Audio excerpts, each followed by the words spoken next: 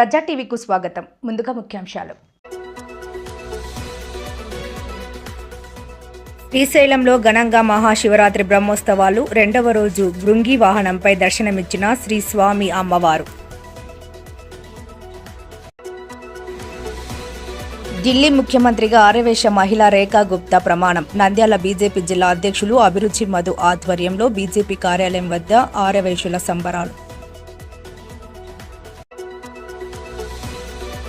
గత ప్రభుత్వ హయాంలో ఇచ్చిన ఇంటి పట్టాల అవకతవకలపై విచారణ జరపాలని నంద్యాల జాయింట్ కలెక్టర్కి వినతి పత్రం ఇచ్చిన కానాల టీడీపీ నాయకులు. కృష్ణానది యాజమాన్య బోర్డు విజయవాడలో ఏర్పాటు. రాయలసీమకు ఉరితాడే. ముఖ్యమంత్రి చంద్రబాబుకు విజ్ఞప్తి చేసిన బొత్స దశరథ రామిరెడ్డి.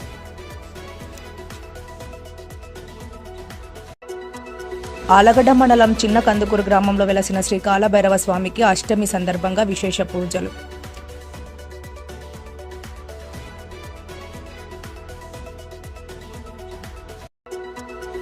నందమూరి నగర్ వైఎస్ఆర్ నగర్లో హిందూ ముస్లిం క్రిస్టియన్లకు కేటాయించిన శ్మశాన వాటిక స్థలాన్ని పరిశీలించిన ఎన్ఎండి ఫిరోజ్.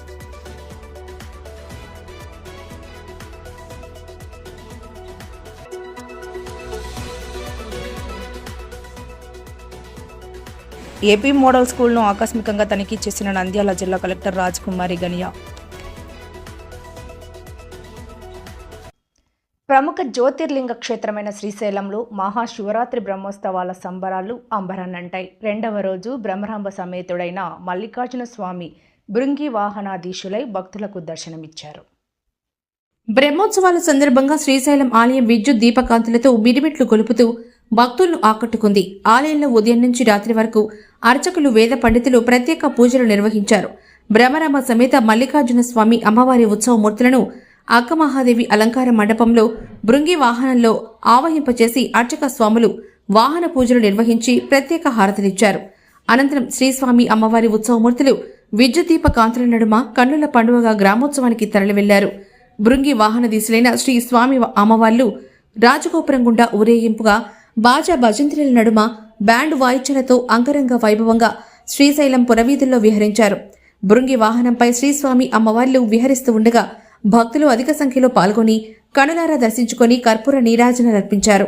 ఉత్సవమూర్తులు ముందు కళాకారుల ఆటపాటల నృత్యాలు భక్తులను ఎంతగానో ఆకట్టుకున్నాయి. ఈ వాహన సేవా పూజా కార్యక్రమంలో ఈవో శ్రీనివాసరావు దంపతులు పెద్ద ఎత్తున భక్తులు పాల్గొన్నారు.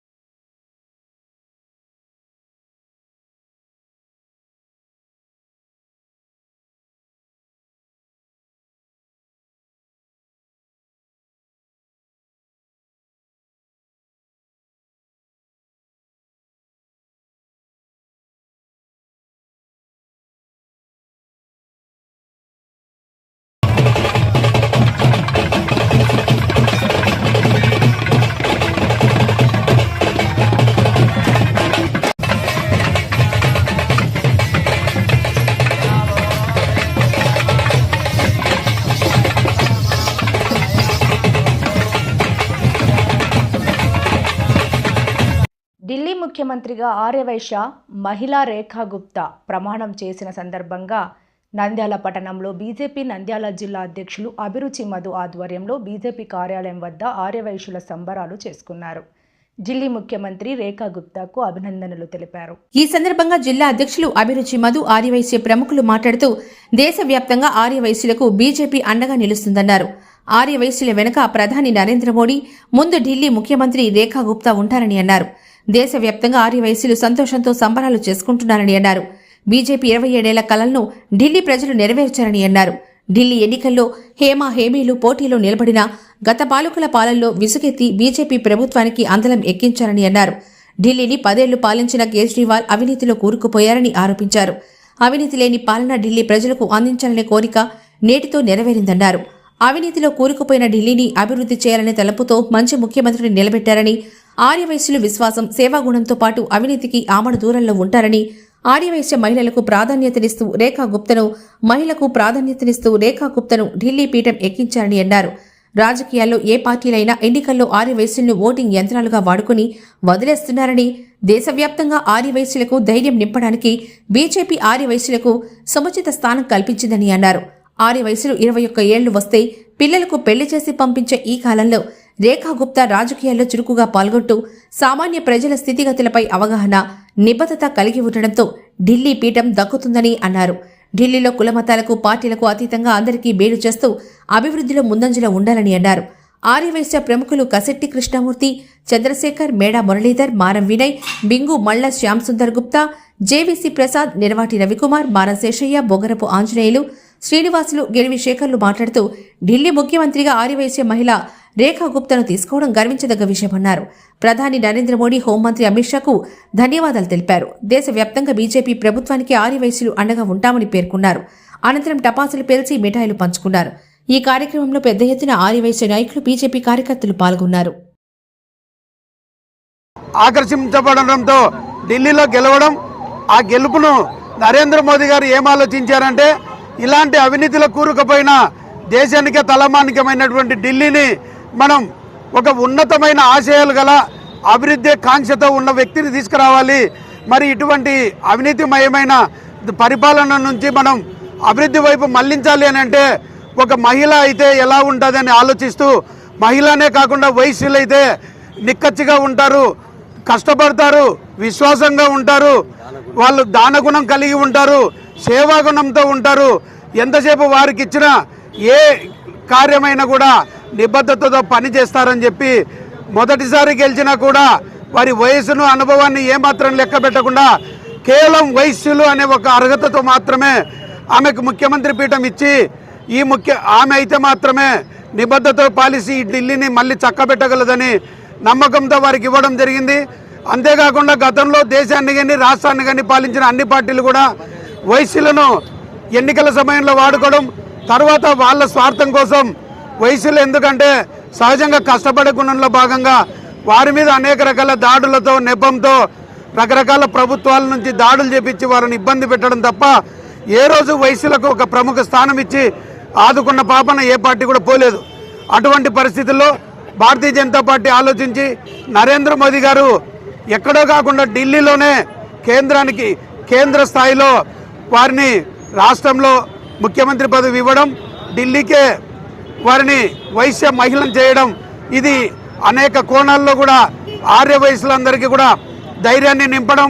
దీన్ని స్ఫూర్తిగా తీసుకొని ప్రతి ఆర్య వయసుడు కూడా నిక్కచ్చిగా వ్యాపారం చేస్తూ ఎవరికి ఏ రాజకీయ పార్టీకి భయపడాల్సిన అవసరం లేదని చెబుతూ, అంతేకాకుండా ఈ రోజు నుంచి దేశవ్యాప్తంగా ఏ ఆర్య వయసుడికి ఎటువంటి కష్టం వచ్చినా రాజకీయ పార్టీల ద్వారా కానీ సమాజంలో ఎవరి నుంచి వచ్చినా కూడా వారి వెనుక భారతీయ జనతా పార్టీ ఉంటుందని తెలియజేస్తూ, ప్రతి ఒక్క ఆర్య వయసుడికి కూడా నరేంద్ర మోదీ గారు మీ వెనుక ఉన్నారు, రేఖా గుప్తా గారు మీ ముందు ఉన్నారని ధైర్యంగా, నిజాయితీగా, విశ్వాసంగా మీ వ్యాపారాలు మీరు చేసుకుంటూ నరేంద్ర మోదీ గారికి కృతజ్ఞులై ఉండాలని పేరు పేరున ప్రతి ఆర్య వయసుని కోరుకుంటూ ముగిస్తున్నా. భారత్ మాతాకి. నంద్యాల మండలం కానాల గ్రామంలో గత ప్రభుత్వంలో ఇచ్చిన ఇంటి పట్టాల విషయంలో అవకతవకలు జరిగాయంటూ కానాల టీడీపీ నాయకులు, గ్రామస్తులు జాయింట్ కలెక్టర్ విష్ణు చరణ్ను కలిసి వినతిపత్రం అందజేశారు. ఈ సందర్భంగా టీడీపీ నాయకుడు, న్యాయవాది బాబు మాట్లాడుతూ మాజీ ఎమ్మెల్యే శిల్పారవి గ్రామంలో ఇంటి పట్టాల విషయంలో అవకతవకలు తెలుసుకోకుండా మాట్లాడడం, టీడీపీ నాయకులు పేద ప్రజల ఇళ్ల పట్టాలు లాక్కున్నారంటూ లేనిపోని ఆరోపణలు చేయడం తగదన్నారు. కానాల గ్రామంలో ఉన్న పేద ప్రజలకు ఇళ్ల స్థలాలు ఇవ్వకుండా ఇతర ప్రాంతాల్లో ఉండే ప్రజలకు ఇళ్ల పట్టాలు ఇచ్చారని ఆరోపించారు. తమ గ్రామంలో దళితులకు ఇచ్చిన భూముల్లో వైసీపీ నాయకులు తమ సొంత పొలాల కోసం రోడ్లేశారని మండిపడ్డారు. అప్పటి టీడీపీ ప్రభుత్వంలో ఫరూక్ ఇచ్చిన ఇళ్ల పట్టాలను 2004లో కాంగ్రెస్ ప్రభుత్వం ఏర్పడిన వెంటనే ఇంటి పట్టాలను ఏకపక్షంగా రద్దు చేసి శిల్పానగర్ అనే పేరు పెట్టి తమకు ఇష్టం వచ్చిన వారికి ఇళ్ల పట్టాలు ఇవ్వలేదా అంటూ మాజీ ఎమ్మెల్యే శిల్పారవిని ప్రశ్నించారు. ఇవేవీ తెలుసుకోకుండా మాజీ ఎమ్మెల్యే శిల్పారవి తమ నేత మంత్రి ఫరూక్ కూటమి నాయకుల మీద లేనిపోని ఆరోపణలు చేయడం తగదని అన్ని విషయాలు తెలుసుకుని మాట్లాడాలన్నారు. తమ గ్రామంలో ఓ పాఠశాల స్థలాన్ని వైసీపీ నేతలు కబ్జా చేసిన వైనాన్ని, రజకులకు ఇచ్చిన స్థలాన్ని కబ్జా చేసిన వైనంపై జాయింట్ కలెక్టర్ను విచారణ చేసి చర్యలు తీసుకోవాలని కోరామని టీడీపీ నేత బాబు తెలిపారు. నిజానిజాలు విచారించి అక్రమంగా పట్టాలు తీసుకున్న వారి పట్టాలు రద్దు చేసి అర్హులైతే వైసీపీ వారికైనా పట్టాలు ఇవ్వాలని కోరామని న్యాయవాది టీడీపీ నేత బాబు తెలిపారు. ఈ కార్యక్రమంలో పెద్ద ఎత్తున టీడీపీ నాయకులు, ఇంటి పట్టా లబ్ధిదారులు పాల్గొన్నారు. అర్హత కలిగిన వారికి ఇళ్ల పట్టాలు ఇవ్వకుండా వాళ్ళు కేవలం నోరు మెత్తుకోవాలని చెప్పి వాళ్ళు డబ్బులు ఇచ్చుకోలేకపోయినారని చెప్పి వాళ్ళకు పట్టాలు ఇవ్వకపోయినారు. కొంతమంది నిరుపేదలు వాళ్ళ దగ్గర పట్టాలు వసూలు చేసుకోవాలంటే వాళ్ళు ఏమి సమర్పించినారో మా ఊరి కాంగ్రెస్ వైఎస్ఆర్సీపీ కార్యకర్తలకు తెలుసు ఆ నాయకులకు ఏం సమర్పించుకున్నారో. మరి కొంతమంది అయితే డబ్బులు ఇచ్చారు. అంతెందుకండి, మీరు ఇప్పుడైనా విచారించండి. ఇప్పుడు ఏదైతే పట్టాలు పంచినారో ఆ ల్యాండ్ ఓనర్స్ నుంచి ఎన్ని లక్షల రూపాయలు, అంటే వాళ్ళకు సగం రిటైన్ చేసినందుకు ఎన్ని లక్షల రూపాయలు వసూలు చేసినారు అనేది తెలుసు. ఇప్పుడు మరి ఒక వాదన తీసుకున్నాడు. ఇప్పుడు ఆ పట్టాల్లో అందరూ నిజమైన లబ్ధిదారులే ఉన్నారంటున్నారు. నిజమైన లబ్ధిదారులు ఉంటే మేము కూడా స్వాగతిస్తాం. మాకు ఎలాంటి వాళ్ళ మీద ఎలాంటి భేదాభ్యాసాలు లేవు. మేము కూడా వాళ్ళకి ఖచ్చితంగా ఇస్తాం. ఏది గోడౌన్ కట్టుకోనికి ఇచ్చారా? పట్టాలు గోడౌన్లు కట్టుకోనికి ఇచ్చారా? నిరుపేదలు ఎంతోమంది ఉన్నారు, వాళ్ళు ఇల్లు లేక బాడిగలకు ఉన్నారు. ముఖ్యంగా మా గ్రామంలో ఇల్లు బాడెక్కు కూడా దొరకవు. అలాంటి పరిస్థితుల్లో మా గ్రామస్తులు ఉంటే ఎక్కడో సుదూర ప్రాంతాల వాళ్ళకు, మా ఊరి ఆడపిడుచులకు ఎక్కడెక్కడో ఇచ్చినాం. విజయవాడలో ఉండే వాళ్ళకు కూడా ఇచ్చారండి మా గ్రామంలో. హైదరాబాద్లో ఉండే వాళ్ళకి ఇచ్చారండి మా గ్రామంలో. కర్నూలు, ఇలా వేరువేరు ప్రాంతాల్లో ఉండే వాళ్ళకి ఇచ్చారు. వాళ్ళందరూ ఏం చేశారు, తిరిగి వాళ్ళకి అవసరం లేదని చెప్పి ఆ పట్టాలను 3.5 నుంచి 4 లక్షల రూపాయలకు అమ్ముకున్నారు. ఇప్పుడు ఆ కొనే వాళ్ళు మేము లాస్ అయిపోతామని చెప్పి వీళ్ళను బలవంతం చేసి, నువ్వు నాకు అమ్మినావు కదా, మీరు కలెక్టర్ ఆఫీస్కి వచ్చి మాకు ఏదో మేము ప్రొటెస్ట్ చేస్తాం, మాకు మీరు సపోర్ట్గా ఉండండి, లేకుంటే మా డబ్బులు ఇవ్వండి అని డిమాండ్ చేయడంతో వాళ్ళు మేము డబ్బులు తిరిగి కట్టలేమనే ఉద్దేశంతో నిన్నటి దినం కలెక్టరేట్కి వచ్చారు. వాళ్ళు బలవంతంగా తీసుకొని వచ్చారు. వాళ్ళకి ఎలాంటి ఇది లేదు, ఎందుకంటే డబ్బులు వసూలు చేసుకుంటారు, మరి మేము తిరిగి కట్టలేమనే ఒక భయంతో వచ్చారు. అదేవిధంగా మా ఏకపక్షంగా క్యాన్సల్ చేసినామన్నారు. ఇప్పటి వరకు ఎవరి పట్టాలు క్యాన్సల్ కాలేదు, అది గమనించాలి ఎక్స్ఎమ్మెల్యే గారు. దయచేసి మేము కానీ ప్రభుత్వం కానీ ఇంతవరకు ఎవరి పట్టాలు దుర్మార్గంగా ఎక్కడ లాక్కోలేదు. కేవలం ఎంక్వైరీ చేయమనే మా విన్నపం. ఎంక్వైరీ చేసినాక నిజమైన లబ్ధిదారులు ఏ పార్టీ వాళ్ళని కాదు, వాడు మా గ్రామస్తుడైతే చాలు, మాకు సంతోషం. మా గ్రామం అవతల వాళ్ళు కాకుండా మా గ్రామస్తులైతే మేము చాలా సంతోషపడతాం. పార్టీలు ఇక్కడేం ఉండదు, అందరూ మా గ్రామస్తులే. అందరికీ ఖచ్చితంగా న్యాయం జరగాలి. ఇంకో విషయం ఏమంటే, మేము లాక్కున్నాము, ఇంకో దౌర్జన్యం చేస్తాం, అలా ఒక్కరితో చెప్పించే ఎవరి పట్టా లాక్కున్నాం, ఎవరి ప్లాట్ను దౌర్జన్యం చేసినామని మా కూటమి నాయకులు, తెలుగుదేశం కూటమి నాయకులు ఎవరైనా అట్లా దౌర్జన్యం చేసింటే కూడా మేము దానికి ఖచ్చితంగా బద్దులం వింటాం. వాళ్ళకు మేము ఏ రకమైన అపాలజీ కానీ ఏ రకంగా వాళ్ళు తీర్పు చెప్పినా మేము దానికి కట్టుబడి ఉంటాం. అలా జరగలేదు అంటే మరి వాళ్ళే చెప్పాలి, ఇంకా దానికి మేమేం చెప్పలేము.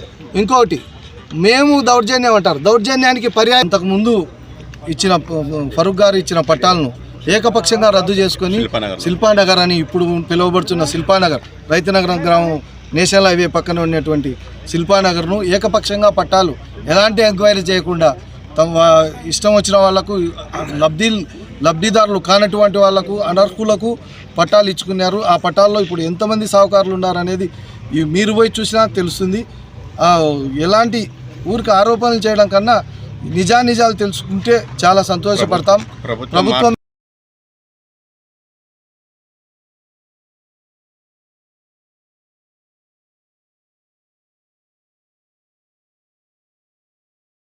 కృష్ణానది యాజమాన్యం బోర్డును విజయవాడలో ఏర్పాటు చేస్తామన్న ప్రభుత్వ ప్రకటనపై రాయలసీమ సాగునీటి సాధన సమితి ప్రజా రైతు సంఘాలు భగ్గుమన్నాయి.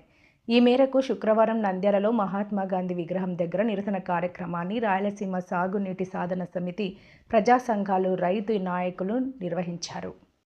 ఈ సందర్భంగా ఆయన మాట్లాడుతూ పట్టిసీమ ద్వారా కృష్ణా డెల్టాకు నీరందించేటప్పుడు ఆ ప్రాంతానికి శ్రీశైలం ప్రాజెక్టుతో అనుబంధం తెగిపోయినప్పుడు కృష్ణానది యాజమాన్య బోర్డును శ్రీశైలం ప్రాజెక్టు ఉన్న కర్నూలు జిల్లాలో ఏర్పాటు చేయాలి. కానీ అధికార పార్టీ కేవలం తమ రాజకీయ స్వార్థం కోసం వెనుకబడిన రాయలసీమ ప్రాంత ప్రయోజనాలను తుంగలో తొక్కి విజయవాడలో ఏర్పాటు చేయడానికి పూనుకుంటే ఇదేమని ప్రశ్నించాల్సిన ప్రతిపక్షం కేసులకు భయపడి నోరు మూసుకుందని రాయలసీమ సాగునీటి సాధన సమితి ఆరోపించింది. 2021లో అప్పటి వైసీపీ ప్రభుత్వం కృష్ణానది యాజమాన్య బోర్డును విశాఖలో ఏర్పాటు చేయాలని ప్రకటించినప్పుడు తెలుగుదేశం పార్టీతో సహా అన్ని రాజకీయ పార్టీలు, రైతు సంఘాలు విజయవాడ వేదికగా కర్నూలులోనే కేఆర్ఎంబీని ఏర్పాటు చేయాలని తీర్మానం చేశారని, నేడు అదే తెలుగుదేశం పార్టీ అధికార పీఠం ఎక్కగానే మాట మార్చి విజయవాడలో ఏర్పాటు చేస్తామని ప్రకటించడం ఆ పార్టీ నైతిక విలువలకు తిలోదకాలిచ్చిందని రాయలసీమ సాగునీటి సాధన సమితి అధ్యక్షులు బొజ్జ దశరథరామిరెడ్డి తీవ్రంగా దుయ్యబట్టారు. ఈ నెల 9-10 తారీఖుల్లో విజయవాడలో అఖిలపక్ష సమావేశంలో తీసుకున్న నిర్ణయాలను సిపిఐ రాష్ట్ర కార్యదర్శి రామకృష్ణ నాయకత్వంలో అఖిలపక్ష నాయకులు జనవనరుల శాఖ మంత్రులు నిమ్మల రామానాయుడును కలిసి కేఆర్ఎంబీని కర్నూలు ఏర్పాటు చేయకపోతే రాయలసీమకు ఉరితాడు వేసినట్లేనని, వెనుకబడిన రాయలసీమ ప్రాంత అభివృద్ధిని దృష్టిలో ఉంచుకొని కేఆర్ఎంబీని కర్నూలులో ఏర్పాటు చేయాలని కోరినప్పటికీ కేవలం తమ రాజకీయ స్వార్థం కోసం విజయవాడలో ఏర్పాటు చేస్తామని ప్రభుత్వ ప్రకటనపై బొజ్జా తీవ్ర ఆగ్రహం వ్యక్తం చేశారు. కృష్ణానది జలాల సక్రమ నీటి పంపిణీకి కేఆర్ఎంబీ ప్రవేశపెట్టిన శ్రీశైలం ప్రాజెక్టు రూల్ కర్వ్ అమలు కావాలంటే కృష్ణానది యాజమాన్య బోర్డును కర్నూలులో ఏర్పాటు చేయాలని, వెనుకబడిన రాయలసీమ ప్రాంతానికి నీటి హక్కుల వినియోగంలో పాలకుల వైఫల్యం వలన రాయలసీమ తీవ్రంగా నష్టపోతుందని రాయలసీమ సాగునీటి సాధన సమితి అధ్యక్షులు బొజ్జా దశరథరామిరెడ్డి ఆవేదన వ్యక్తం చేశారు.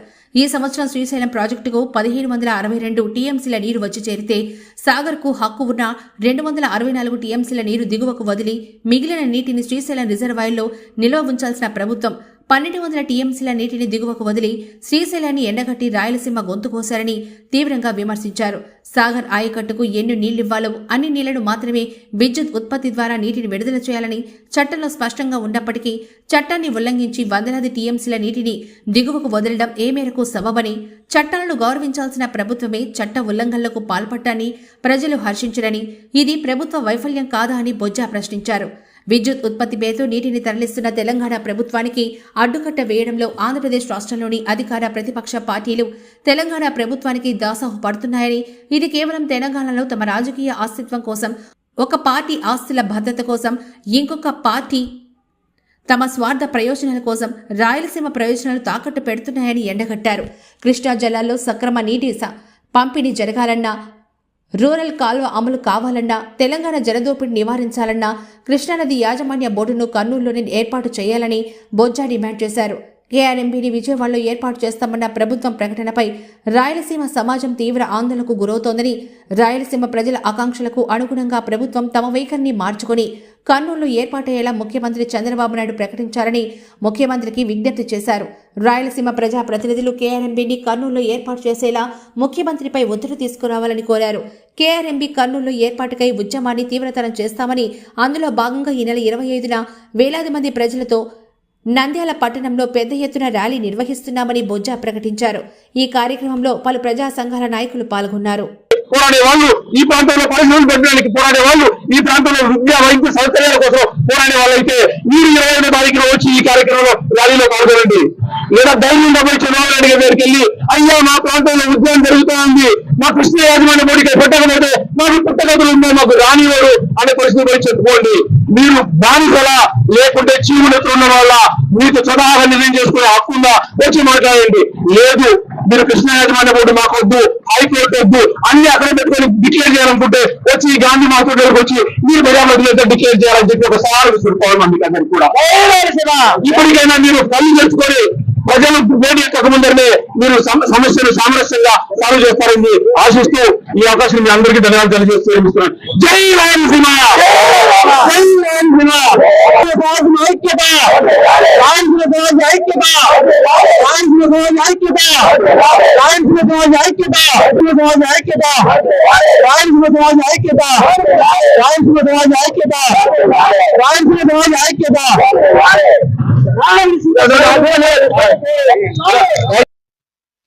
నంద్యాల జిల్లా ఆళ్లగడ్డ మండలం చిన్న కందుకూరు గ్రామంలో వెలసిన శ్రీ కాలభైరవ స్వామి వారి ఆలయంలో మాఘ బహుళ అష్టమి సందర్భంగా విశేష పూజలు నిర్వహించారు. ఈ సందర్భంగా శ్రీ కాలభైరవ స్వామిని విశేష పూలతో అలంకరించారు. శ్రీ కాళికామాత అమ్మవారికి ఉదయం నుంచి అభిషేకాలు, కుంకుమార్చన పూజలను పండితులు నిర్వహించారు. భక్తులందరూ పాల్గొని తీర్థప్రసాదాలు తీసుకుని మధ్యాహ్నం 1 గంటకు మహా అన్నప్రసాద వితరణ కార్యక్రమం దేవాలయ కమిటీ వారు నిర్వహించారు.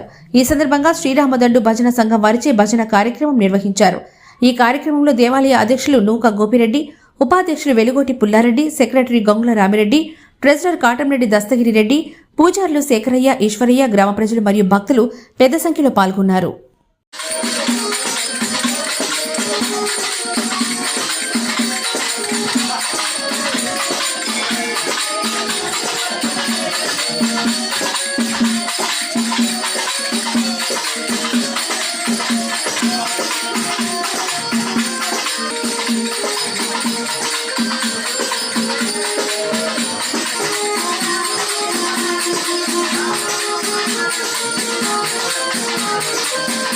నంద్యాల పట్టణంలోని నందమూరి నగర్ నగర్లో నివసిస్తున్న దాదాపు 20,000 మంది హిందూ ముస్లిం క్రిస్టియన్ సమాజానికి కేటాయించబడ్డ శ్మశాన వాటిక స్థలాన్ని వార్డు ఇన్ఛార్జ్ దేరెడ్డి శివనాగిరెడ్డి ఆధ్వర్యంలో తెలుగుదేశం పార్టీ నంద్యాల జిల్లా ప్రధాన కార్యదర్శి ఎన్ఎండి ఫిరోజ్ సందర్శించారు. ఈ సందర్భంగా ఎన్ఎండి ఫిరోజ్ మాట్లాడుతూ గత వైసీపీ ప్రభుత్వంలో నందమూరి నగర్ వైఎస్ఆర్ నగర్ ప్రాంత అభివృద్ధిని గాలికి వదిలేయడంతో ఈ ప్రాంతంలో కనీస మౌలిక వసతులు లేక రోడ్లు, డ్రైనేజీ వ్యవస్థ, త్రాగునీరు సౌకర్యం లేక వీధి దీపాలు లేకపోవడంతో ఇక్కడి ప్రజలు తీవ్ర ఇబ్బందులకు గురయ్యారని అన్నారు. నంద్యాలలో తెలుగుదేశం పార్టీ గెలిచిన వెంటనే మంత్రివర్యులు ఎన్ఎండి ఫరూక్ చొరవతో నందమూరి నగర్ మరియు వైఎస్ఆర్ నగర్ ప్రాంతంలో రోడ్లు, డ్రైనేజీని వ్యవస్థను సరిదిద్దేందుకు శంకుస్థాపన చేసి శరవేగంగా పనులు ప్రారంభించామన్నారు. అదేవిధంగా ఆంధ్రప్రదేశ్ ప్రభుత్వం ద్వారా ఇక్కడ వేలాది ప్రజల కొరకు కేటాయించిన హిందూ ముస్లిం క్రిస్టియన్ శ్మశాన వాటిక స్థలాన్ని పరిశీలించి ఈ స్థలాన్ని కనీసం సర్వే జరిపి సరిహద్దులు కూడా వేయలేని దయనీయ పరిస్థితిలో గత పాలకులు ఉండిపోయారన్నారు. తద్వారా ఈ ప్రాంతంలో దాదాపు 20,000 మంది హిందూ ముస్లిం క్రిస్టియన్ సోదరులు ఇళ్లలో ఎవరైనా చనిపోతే వారి మృతదేహాన్ని తీసుకుని ఎక్కడో పట్టణంలోని దూర ప్రాంతాలకు వెళ్లాల్సిన పరిస్థితి ఉందన్నారు.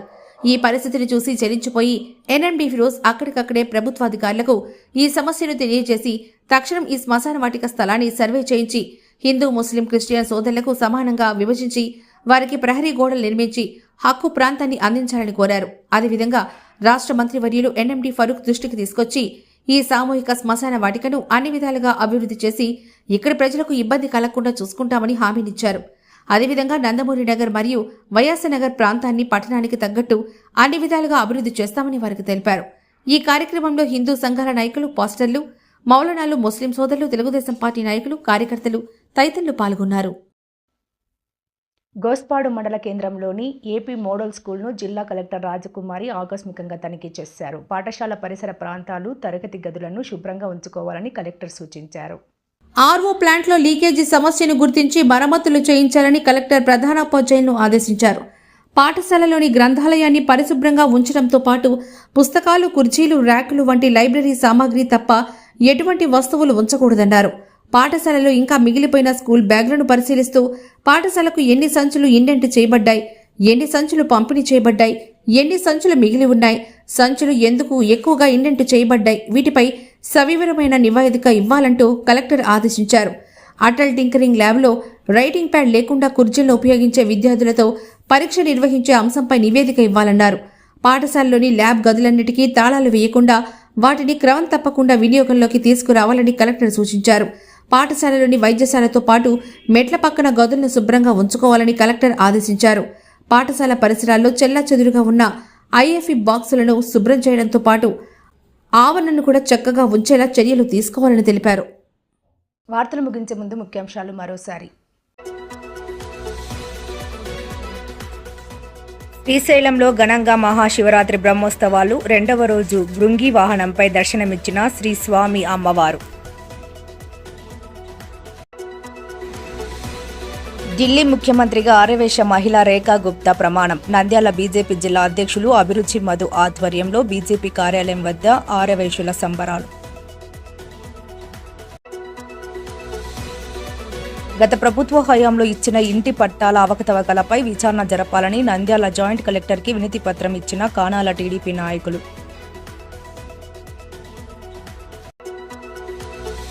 కృష్ణానది యాజమాన్య బోర్డు విజయవాడలో ఏర్పాటు. రాయలసీమకు ఊరితాడే. ముఖ్యమంత్రి చంద్రబాబుకు విజ్ఞప్తి చేసిన బొత్స దశరథ రామిరెడ్డి.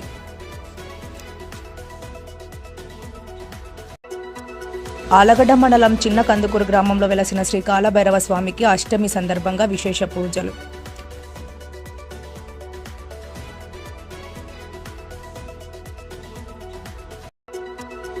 నందమూరి నగర్ వైఎస్ఆర్ నగర్లో హిందూ ముస్లిం క్రిస్టియన్లకు కేటాయించిన శ్మశాన వాటిక స్థలాన్ని పరిశీలించిన ఎన్ఎండి ఫిరోజ్.